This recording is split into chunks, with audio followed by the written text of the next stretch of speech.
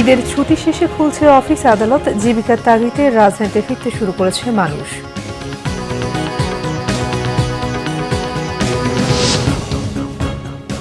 দেখছিলেন বিআরবি কেবল সংবাদ শিরোনাম, এবারে বিস্তারিত খবর।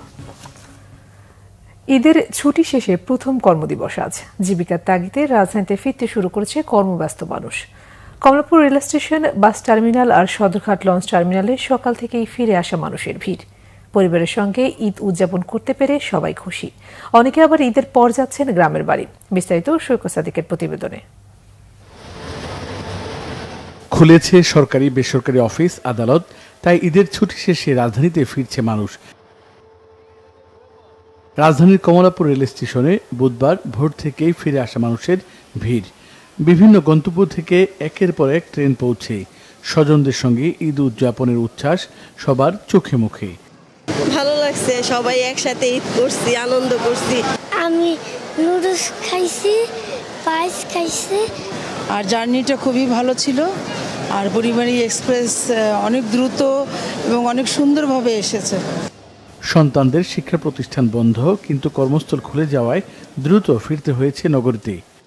আসলে ঢাকায় তো আসতে হবে, সবাই যারা চাকরি করি কর্ম করি তারা ঢাকায় আসতে হবে। তো এটা নিয়ে আসলে অন্য কিছু ভাবার কোনো সুযোগ নেই। অফিস শুরু হয়ে গেছে, এই যে তাড়াতাড়ি আসা। আমার ওয়াইফও জব করে, ওর আবার আজকে থেকে অফিস আছে, এই জন্য তাড়াতাড়ি আসা।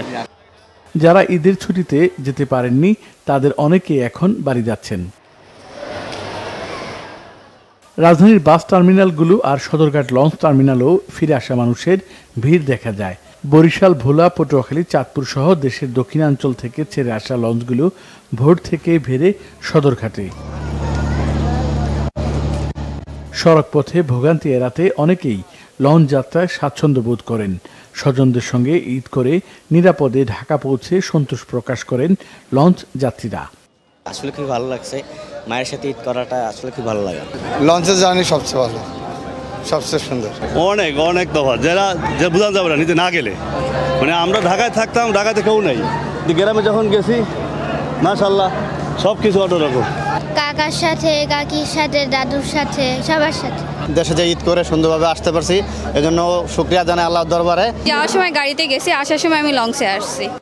তবে স্কুল কলেজ ছুটি থাকায় বাড়তি ছুটি নিয়ে কেউ কেউ আরও কয়েকদিন পর ফিরবেন।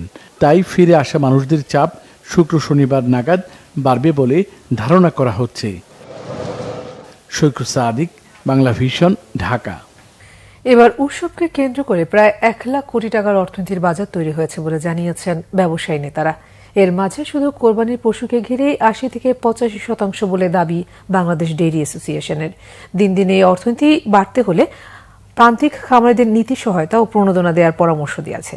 বিস্তারিত জানাচ্ছেন সহকর্মী মামুন আব্দুল্লাহ। দেশের দ্বিতীয় বৃহত্তম ধর্মীয় উৎসব পবিত্র ঈদ উল আজহা, যে উৎসবকে কেন্দ্র করে চাঙা হয়ে ওঠে অর্থনীতি, যার বড় অংশ পশু কোরবানির সাথে সংযুক্ত। পশু উৎপাদন, বেচাকেনা, বহন, কোরবানি এবং সংশ্লিষ্ট বাজার ব্যবস্থায় গড়ে ওঠে বৃহৎ অর্থনৈতিক বাজার। এবছর 1,07,00,000 চাহিদার বিপরীতে কোরবানিযোগ্য ছিল 1,30,00,000 পশু, যার মধ্যে গরু 55 লাখের বেশি, বাকিটা ছাগল ও অন্যান্য। কোরবানিদের পশু বেচাকেনা হয়েছে আনুমানিক 65 থেকে 70 হাজার কোটি টাকার। এর সঙ্গে পশু পরিবহন, খাদ্য, কষাই ও আনুষঙ্গিক খরচ 5,000 কোটি টাকা, কাঁচা চামড়া, লবণ ও শ্রমিকের মজুরি 1,000 কোটি টাকা, পেঁয়াজ, রসুন ও মশলার বাজার 8,000 কোটি টাকার, ফ্রিজ, ইলেকট্রনিক্স পণ্য, পোশাক, পর্যটন ও যাতায়াত খরচ 10,000 কোটি। তবে এসবের ভিড়ে পোশাক ও বাহারি পণ্য কেনাকাটার বাজারে ছিল ভাটা। পোশাকের বাজার বলি বা কসমেটিক্স থেকে শুরু করে যে বাহারি পোশাক পণ্য যেটাকে বলি, সেটার বাজারও ছিল প্রায় 4 থেকে 4,500 কোটি টাকার। এবার কিন্তু সেটা 1/4 নেমে এসছে, অর্থাৎ আমাদের বহু দোকানে আমরা কর্মচারীদের বেতন দিতে পারি না। এই বছর আমার কাছে মনে হচ্ছে প্রায় 66-67 হাজার কোটি টাকার গরু ছাগল বেচা কিনে হয়েছে। গত বছর থেকে এই বছর প্রায় 6 থেকে 6.5 লক্ষ গবাদি পশু বেশি কোরবানি হয়েছে। তবে অর্থনীতিবিদরা বলছেন এই অর্থনৈতিক বাজার আরও বাড়ানো সম্ভব। এজন্য প্রয়োজন প্রান্তিক পর্যায়ে সরকারি নীতি সহায়তা। এটা আরও বাড়ানোর সুযোগ আছে, যেমন গবাদি পশুর যে খাবারের দাম সেই দামগুলো কিন্তু অনেক সময় অনেক বেশি থাকে। তো এটার দামটা যদি একটু সীমিত পর্যায়ে রাখা যায়, কিছু পলিসি সাপোর্ট যদি দেওয়া যায়, তাহলে অবশ্যই এই আকারটা আর একটু বড় করা যায়। কোরবানির গরুর উৎপাদন মূলত গ্রাম কেন্দ্রিক, ফলে গ্রামীণ অর্থনীতি চাঙ্গা করতে সরকারকে আরও যত্নশীল হওয়ার তাগিদ এই অর্থনীতিবিদের।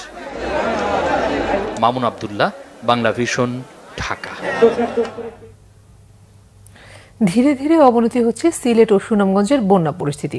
সুরমা, কুশিয়ারা সহ 5 নদীর পানি বিপদসীমার উপর দিয়ে বইছে।